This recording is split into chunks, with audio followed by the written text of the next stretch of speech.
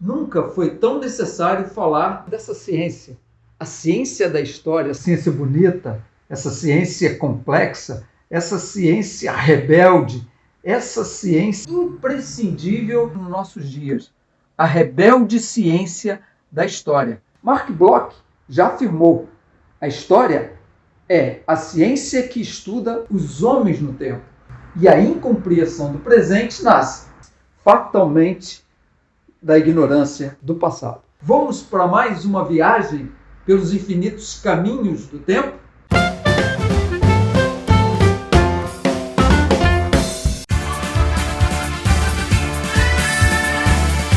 Bom dia, boa tarde, boa noite. Meu nome é Expedito, estou aqui mais uma vez para conversar com você sobre essa ciência que se orienta pelo presente, a ciência da história, sempre partindo de uma inquietação no presente.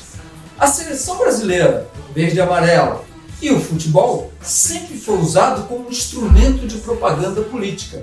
Vemos hoje nas ruas a camisa da CBF como símbolo do ódio, de manifestações antidemocráticas. Ao mesmo tempo, vemos na rua torcidas organizadas se organizando e saindo na frente na defesa de pressupostos democráticos.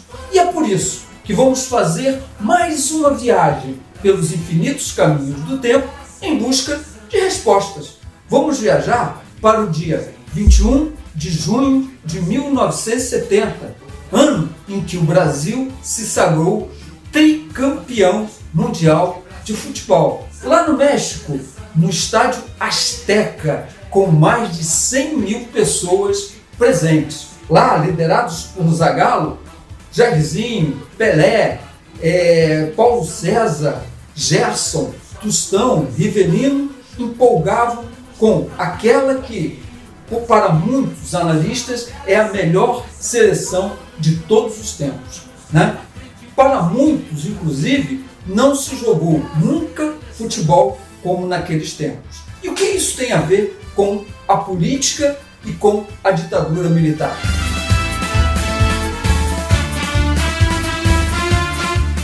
21 de junho de 1970, Brasil tricampeão do mundo.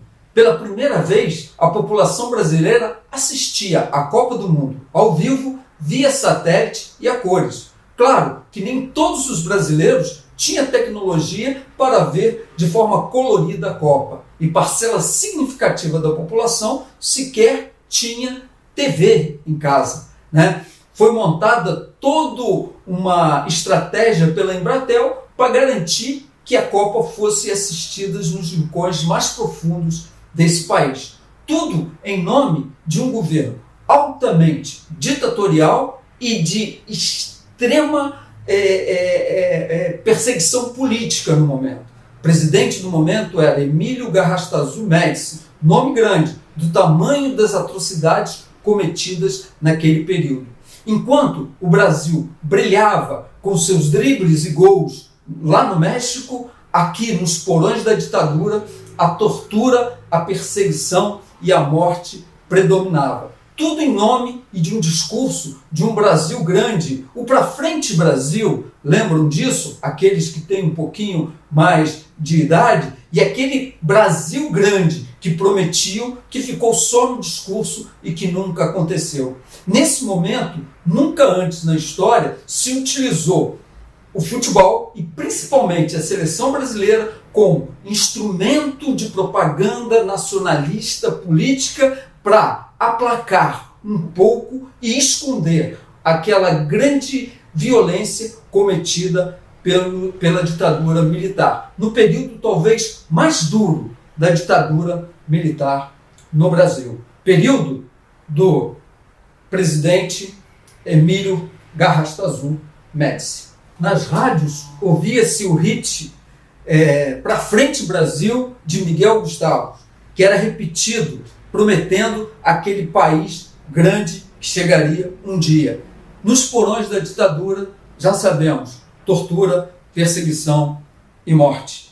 Dentro da esquerda e da oposição ao regime militar, uma discussão foi feita naquele período, se valeria a pena ou não torcer pela seleção, porque achavam que a vitória da seleção poderia ser considerada uma conquista da ditadura que duramente atingia a população brasileira. Claro que muitos até procuraram seguir essa orientação, mas na verdade ficou aquela vontade extrema de ver o bom futebol brasileiro sendo jogado e vencido. Logicamente que muitos, colocam aquela vitória da seleção brasileira como um instrumento poderoso da ditadura para ganhar fôlego naquele período. Para os opositores da ditadura, a fórmula era simples. A vitória do Brasil no México significaria aplacar internamente a luta e esconder os desvios daquela tão dura